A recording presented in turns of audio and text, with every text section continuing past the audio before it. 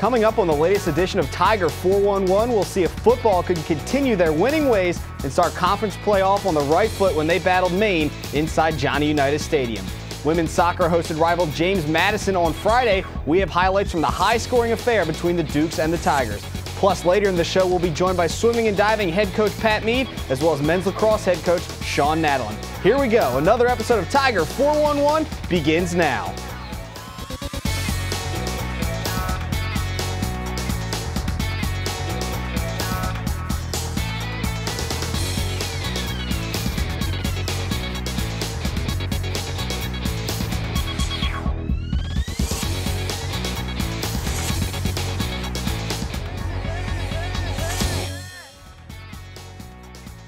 Hello, Tiger Nation, and welcome back for another edition of Tiger 411. I'm your host, Zach Maskovich. We start this week off with Towson football, and after the Tigers started the season 0-2, Towson ended their non-conference portion of the schedule on a 2-game winning streak as they defeated Delaware State and North Carolina Central. This past Saturday, the Tigers opened up CAA play with last year's regular season champs. Maine coming into the game 1-2, and the Black Bears haven't managed more than 10 points in a game through their first 3 contests. Towson going for their 3rd straight win in the series with Maine. Sophomore running back Darius Victor was coming off the best game of his young career last week, rushing for over 190 yards and 3 scores. Victor picked up where he left off. That was a big 19-yard gain and a first down for the Tigers. Coming into Saturday's game, Maine had yet to throw an interception on the year, so you know what's coming next. Dan Collins drops back, and he's intercepted by the Tigers' Eric Handy. The big linebacker rumbles his way for a few yards before being brought down. That was Handy's first career INT, but Towson trails in this one 6-3. However, that turnover is going to set the Tigers up nicely. This handoff goes to Victor, who is untouched up the middle for the 15-yard touchdown, his first of the day and 5th of the year, and it put Towson out in front 10-6. After giving up back-to-back touchdowns in the second quarter, Towson went into the half down 20-10. Third quarter now, Connor Frazier rolls out on the play action. He hooks up with Zach Vogelai, and the converted linebacker with his first career touchdown reception. Towson now down 3, 20-17 in the third quarter. And in the second half, the Tigers' senior defenseman Ryan Dallaire came up huge for Towson. He came into the game with 3 sacks on the year. So you know what? Let's just match that number in 1 half. That was his first of the day. It didn't take long for number 2, as this is the very next play. And then moments later, Dallaire wreaking havoc yet again. Here he comes off the edge, comes in for his 3rd sack. And as I said, 3 sacks for the seniors, all in the second half, upping his season total to 6, which is tied for the lead in the CAA. We move now to the start of the fourth quarter. Tigers offense leads a very good drive, and it's capped off by this 1-yard Darius Victor plunge for the touchdown. That gave Towson a 4-point lead as they're up 24-20 in the fourth quarter. But they gave the Black Bears the ball back with too much time on the clock. After already converting on 2 fourth downs on this drive, the Black Bears find themselves on 4th down, and they cap it off right there. Jordan Dunn, a 37-yard completion over the middle on 4th down, and that caps off a 72-yard drive, and it gives Maine a 27-24 lead with under a minute left in regulation. Last chance for the Tigers, 4th down. Connor Frazier scrambles outside, but he releases the ball, overthrows Spencer Wilkins, and that's how this one ends. Maine hands Towson a 27-24 defeat as Towson falls to 0-1 in the CAA. Here's head coach Rob Ambrose, Ryan Dallaire, and Connor Frazier after the game. I can't stand losing. I love to win. You know, everybody loves to win. I really hate losing. I just hate losing. And our young team needs to learn how to shut the door on this stuff and finish. But I saw stuff out of them tonight that I hadn't even seen yet. And in some ways, I'm really proud of. But the name of the game is to win, and we didn't get that done. I thought Maine made enough plays when they needed to. And I think I said earlier in the week in the press conferences, all this stuff, that the team that won, Maine was going to play us for 4 quarters, and the team that won would be the team that made the least amount of mistakes, turned the ball over the least, and played all 60 minutes. And we probably played some of the best football we played all year, this game, but not for 60 minutes, not yet we do. Gentlemen, I'm sure you are going to write a ton about Ryan Dallaire without me saying a word. He decided in the conversation we had at the half He decided to play to his potential. And that's the reason why everybody fears him. That's the reason why NFL scouts come to watch him. And that's the reason that he's still making plays when he's double teamed from a bit. So yeah, his second half might have been the best second half of a defensive lineman I've seen since I've been here. Honestly, I felt like there was a big spark. I just felt like I just needed to really step up. And as a D-line, we just needed to really step up and just make some change, sudden change. I mean, like a third down, we just needed to make a stop. And the rest of the D-line, we just felt like we needed to make a change so we can get the offense back on the field and just score. It's very disappointing, especially since you know, I turned the ball over late in the game on one of the critical drives. It's just unacceptable, and I just gotta fix it this week, and just can't have that happen. The second half, I don't have this by halves. When you talk about improvement, we're 6 of 14 on third down. I don't think we made 6 conversions in 3 games on third down. We were physical with them. We were tough. I mean, our young offensive line responded in the second half. We ran the ball hard. Like I said, I'm conflicted. There's a lot of great things. Without even watching the film, there's a lot of great things I can see in the growth of this team. It's just frustrating that the name of the game is to win, and we didn't get that part done. The Tigers are back at home this Saturday before heading on the road for 2 straight weeks. The Tigers matchup this week is with the Stony Brook Seawolves. Last year, the Tigers traveled to Stony Brook, New York, and narrowly escaped with a 35-21 victory. This year, the Seawolves come into Johnny Unitas Stadium 1-4 overall, most recently falling to William & Mary at home 27-21 in overtime. Stony Brook will be bringing in one of the top defenses in the conference to Towson, as they are only surrendering 15 points per game and lead the conference in sacks with 17 through 5 games. The Seawolves offense is another story, though. They find themselves at the bottom tier of the CAA in most statistical categories, but they bring a balanced rushing and passing attack as they're averaging about 140 yards per game, both on the ground and in the air. It could be a defensive battle on Saturday night at the U, and the team that makes the least mistakes on offense probably will take this game. But if you can't make it to the game at Johnny Unitas Stadium, we'll have it for you live and for free right here on the Towson Sports Network as Spiro Marikis, Ron Meehan, and I bring you all the action. Coverage starts at 2:30 p.m. on TowsonTigers.com and 2:45 on CBS Sports Radio 1300 a.m. As we switch gears now to another kind of football, we're talking about soccer. Towson women's soccer wrapped up their portion of the non-conference schedule with a 0-0 draw to Villanova. On Friday, the Tigers opened up the part of the season that's the most important, and that's conference play. Up first in CAA play was the James Madison Dukes, a longtime rival with the Tigers. The Dukes come into this game 5-4 overall, while the Tigers check in at 3-4-2. In the first half, both teams trying to feel each other out. The Dukes on the attack.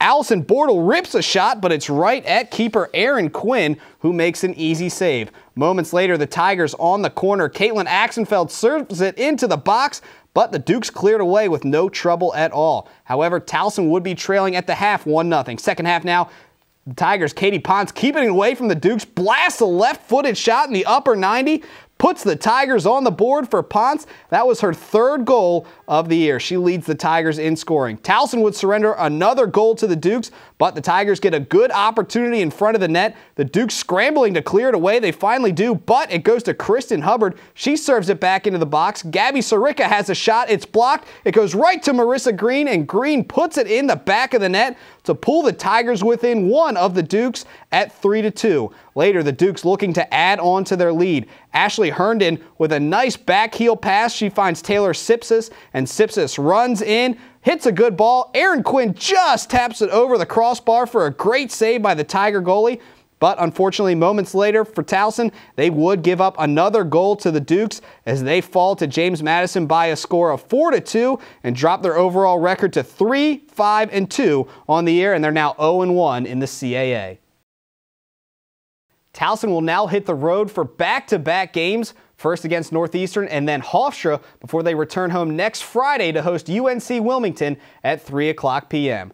We're going to step aside, take our first break, but when we come back, we'll be joined in studio by men's and women's swimming and diving head coach Pat Mead, and then later in the show, men's lacrosse head coach Sean Nadalin will stop by the studio for a quick chat. Stick around. Tiger 411 will be back in just a few moments.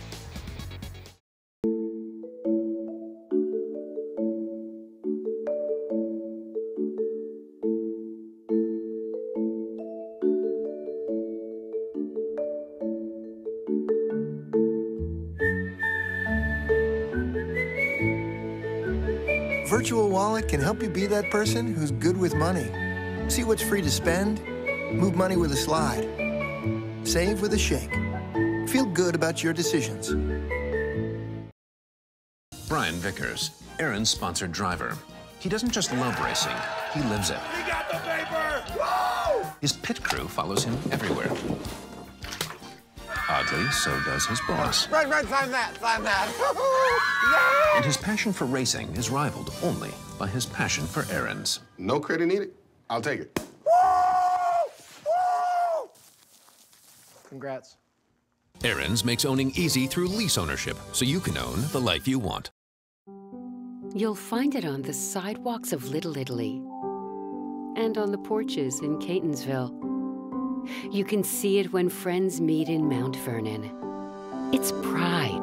Pride in our city, pride in our people. That's why MedStar Health is building the most accessible healthcare system in the region to look after everyone from Lutherville to Locust Point. So no matter where you go, no matter who you are, you're never far from MedStar. Inconceivable! I'm the king of the world! Thank you. Very little. I'll have what she's having. Houston, we have a problem. You talking to me? Earmuffs! Show me the mini! Say hello to my little friend. Pepsi mini cans. Little can. Epic satisfaction.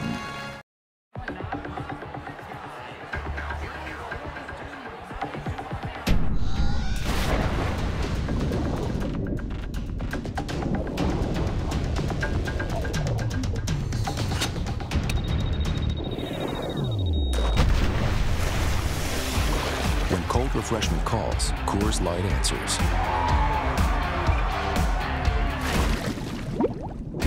Frost brewed Coors Light, the world's most refreshing beer. Welcome back to Tiger 411. Joining us now in studio, the head coach of the men's and women's swimming and diving teams here at Towson, Coach Pat Mead. Coach, thanks for taking the time to join us. Thanks for having me. Getting ready to open up your season this Friday at the Potomac Relays down at American University. You have to be excited for another year getting in the pool. We are. You know, this time of the year is great. You know, we have already had our alumni meet, and that was a great start off to the season. So kind of getting some real competition underneath our belts this Friday will be a good lead into, you know, opening up the CAA competition next week with William and Mary. Now, I know that the alumni meet is one of your favorite things to do every year. You get a good turnout, and I know you guys do like a cookout. Yeah. So what was this year like for you? It was great. We added another thing to it. We did we had the golf outing on Friday. We had the cookout at our house, and then we actually did a 5K, 10K run for one of our alumni whose wife had passed away. So that was a new thing that we added this year, Saturday morning, and that was a great turnout. And then the event itself was great. We had great turnout from people going back all the way to the 60s, you know, to some of the people that just graduated last year. So it was fun. We raised a lot of money too, which is always nice. Now, one of those guys that graduated a few years ago, one of the alumni for you, I know it's going to be a special moment coming up this year. Aaron Kraus going to enter the Towson Hall of Fame. Obviously, graduated in 04, still holds a lot of records for the men's side, and one of the best swimmers. So I know that has to make you proud that he's entering the Hall of Fame. You know, when he told me the news, and I gave him a big hug and said, wow, it just goes to show how old I am. So, but it's a neat thing from a coaching standpoint to have somebody who you've coached be able to be inducted to the Hall of Fame and still be here. You know, I've had the honor of going back to a few other places, but to actually be able to still be here and have him come back, it'll be neat. No doubt about it. Now, let's get back to the people who are going to be in the pool this year for you. We'll start on the women's side, obviously coming off another CAA championship, 6 out of 7 for you guys. But you have some big shoes to fill, so to speak. Caitlin Burke, Melanie Rowan, Kendall Tao, they're all gone. How do you go about replacing them? You know, it's just the underclassmen. They've got to step up. You know, we're going to rely on people like Macy Arnold, Charlotte Holtz, Lindsay Dixon on the boards, Hannah Schneider. You know, those sophomores, juniors are really going to have to step up and, learn to compete in the dual meet season. And so far, what I've seen them do in practice leads me to do that. And then the other key is our freshmen. Our freshmen will need to develop quickly in order for us to be competitive during the dual meet season. I'm very confident, our freshmen tend to develop over the course of the season very well. And so come CAAs, I think they'll be prime. But if we're going to be competitive in the dual meet season, they're going to have to really kind of ramp things up. Now, if you look at your roster, you guys do have a really good mix of upperclassmen and underclassmen. So does that make it a little bit easier on you that it's not all one side and that you kind of got a good mix for future years? Honestly, it doesn't matter because you don't know who's going to come, who's going to go.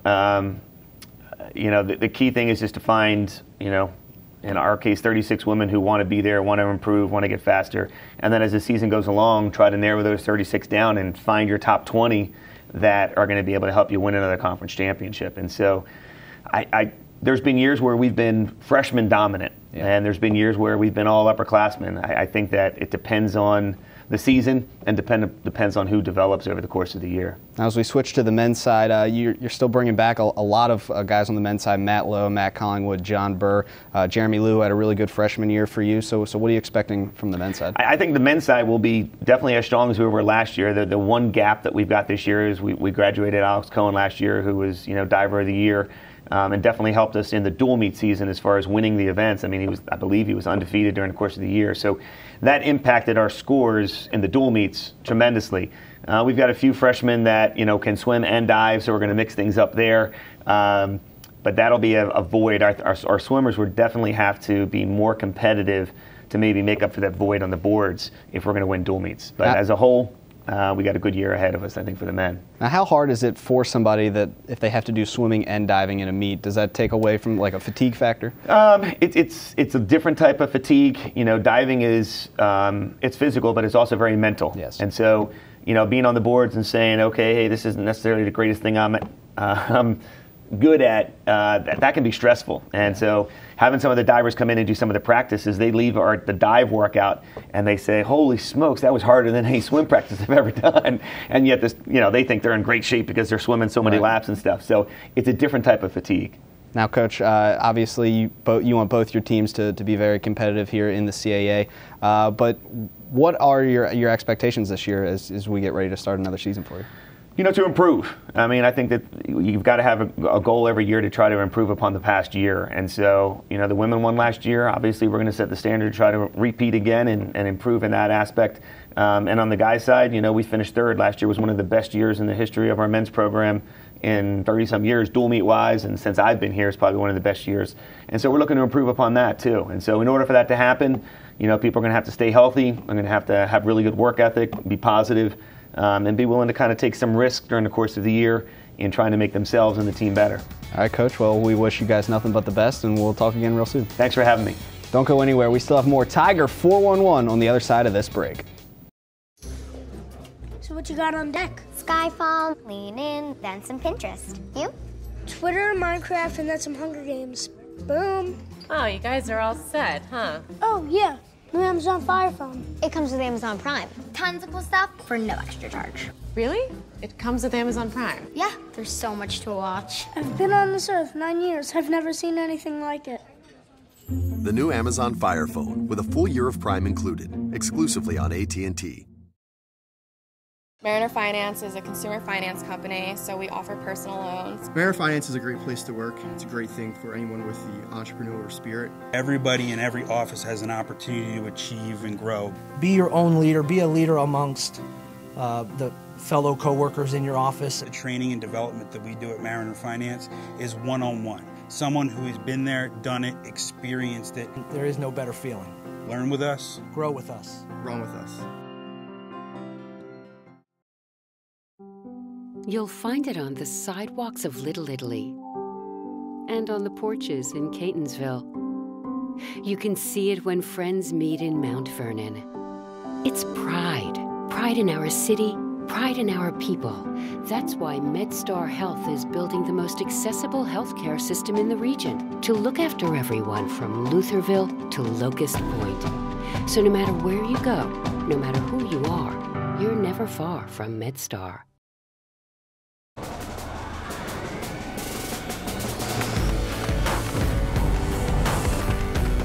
This is where the legends live, waiting for someone with better innovation.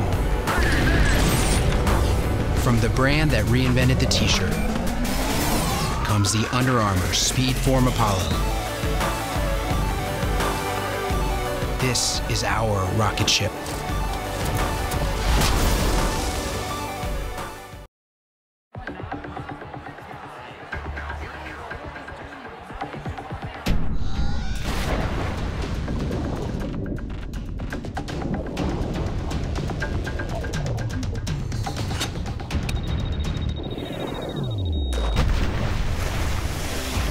When cold refreshment calls, Coors Light answers.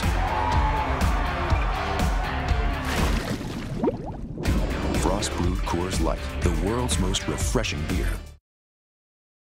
Welcome back to Tiger 411. Joining us now in the studio, the head coach of the men's lacrosse team here at Towson, Sean Nadel. And Coach, thanks for taking the time to join us. Excited to be here, Zach. Now, Coach, it is just the fall semester right now, but you guys are getting ready to start up your fall ball with a couple of scrimmages coming up this weekend. Tell me a little bit about the teams you were going to be playing. Lacrosse is in the air, no doubt. We got 2 scrimmages on Sunday, one against Air Force, one against Princeton. 2 great Division I programs. Definitely going to be a big test for us, but I'm more interested in seeing our guys out there after 4 weeks of playing through fall ball, doing some good skill work and sessions like that to see how they go compete against somebody else. Now, I know you guys have been practicing a little bit here, but this will be the first time that they've gotten to see somebody that's not wearing the Towson colors. What really are you looking for in these first couple outings from the guys? I'm looking to see how the guys retain what we've done to this point. We'll have 2 more weeks of practice after this weekend. We really started out for the first 3 weeks, really paid attention to the basics, the fundamentals of what we do, more individual based than team based. We started out on Monday with more team practice, so we'll only have roughly 5 days of team practice before the scrimmages. So I'm not so worried about, how many points we put on the board and then, more or less winning the lacrosse game. It's more about what we look like, as far as what we put in, how our offense runs, what we've done, how our defense is executing what we put in, how we compete, the energy we play with, more the style that we like to play, rather than kind of, are we just in it to win the game and things like that. Now, still in your fall schedule after this weekend, you guys early in October will take on Keio, a Japanese university. I know you guys have done that in the past, but what really goes into that, and why do you guys keep doing it? Keio's a great program that always comes over to usually the East Coast in the fall, usually every year, every other year, and it's just a great opportunity for our guys to have international exposure. Keio's a long-standing, tradition-rich lacrosse program over in Japan. They're one of the top programs over there, and they provide a lot of the players for the Japanese national team. So they got good quality talent. They're going to be playing a lot of games during their 2 weeks over here, so we're catching them the night before they fly back, so they might be worn down a little bit against us. But it'll be great for our guys, and I know Keio always comes with great energy, and we'll have a big tailgate with them afterwards. Their director of operations reached out to us to get it all set up. We had a very good relationship with them, and maybe down the road we might be able to take a trip that way and kind of return the favor. Yeah, that'd be definitely cool for the players to get out and experience a different culture. But when we look at the team that's coming back this year, you're returning a lot of your offensive power. You also bring back a good chunk of your defense as well, especially goalie Tyler White. But out of the guys returning, how can their leadership help the new guys? Because you got a lot of new freshmen on the team as well this year. We do. We're still a younger team with the freshmen, and you look at our sophomore class. The freshman sophomore class is tipped heavier than the upperclassmen, but the seniors really have done a good job this fall in regards to making sure not only the younger guys but also the sophomores, juniors, and the other seniors are completely on board with what we need to do and how we need to do it. Not just talking the talk, but also walking the walk. And we've had a couple guys, whether it be within practice or off the field and stuff, that might have needed a little redirecting, and our guys have stepped up internally and been able to handle that. And we have a ton of guys with experience over their 4 years here, a couple fifth-year guys. It's really paying dividends initially, and I think in the long run will definitely help us be successful when we get into the spring. So with these fall scrimmages, are you really looking more towards the younger guys, the younger underclassmen rather, to see how they handle it as opposed to the upperclassmen, because you kind of have an idea of what the older guys are used to? That's more the gauge we look for, Zach, is getting the young guys acclimated to the speed of Division I, a Division I game. You know, these scrimmages are played just like games. So getting them to compete against another team, an opponent that's, you know, Division I caliber, is going to be helpful for them moving into the spring, giving them more Division I experience. You know, going from high school to college is a change for many different, you know, areas. You know, and being able to adjust your style of play, your speed of play to the Division I mentality is what we look for. But it's also getting some guys maybe that were injured last year, or just the returners to get back into the groove of, you know, competing at the highest level. All right, Coach. Well, it'll be the spring semester before you know it. We'll be talking a lot about lacrosse, and we thank you for joining us. We'll talk again soon. Great. Thanks so much. Don't go anywhere. Tiger 411 returns right after this.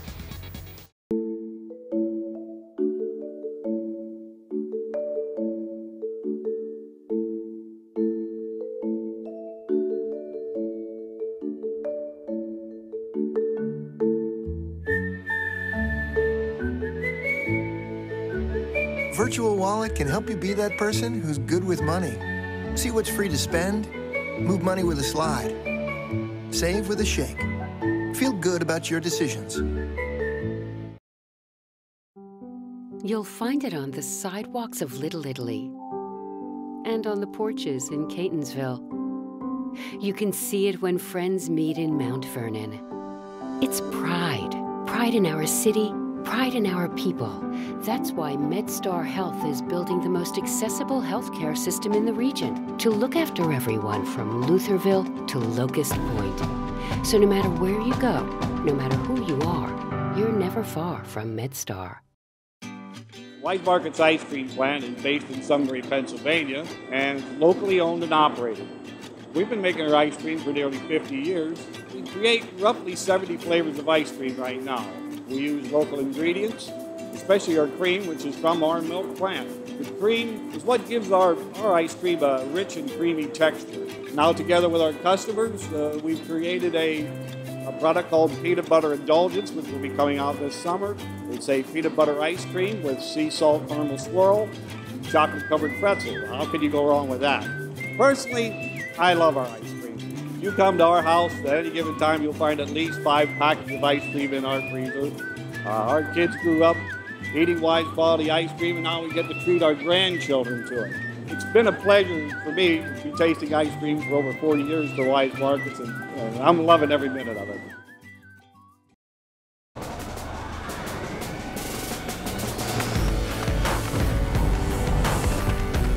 This is where the legends live, waiting for someone with better innovation.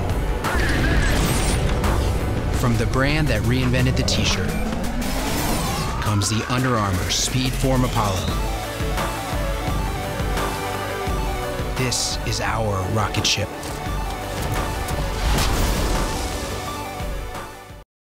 Welcome back to Tiger 411. I'm your host, Zach Maskovich. Towson Volleyball put their 5-game win streak on the line when they traveled down to Charleston, South Carolina and took on the College of Charleston. But the Tigers came out of the gate swinging. They quickly took the first 2 sets. Charleston, however, came roaring back to take the final 3 sets and win 3-2 to hand Towson their first conference loss of the year. Tigers have a chance to bounce back when they stay on the road for 2 more games. They'll travel up north to battle Hofstra and Northeastern before coming back home Friday, October 10th to battle James Madison.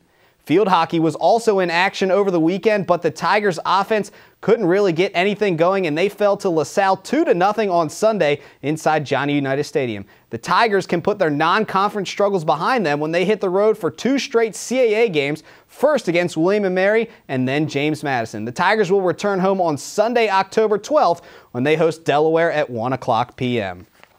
We are just about out of time on this edition of Tiger 411, but before we go, let's take a look at what's going on in Tiger Town this week.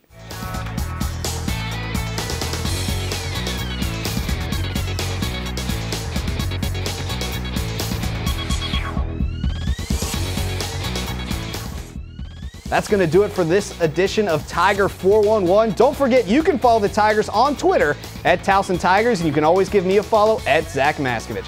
A special thanks to Pat Mead and Sean Nadalin for stopping by the studio. Once again, I'm Zach Maskovich. Thanks again for watching, and go Tigers!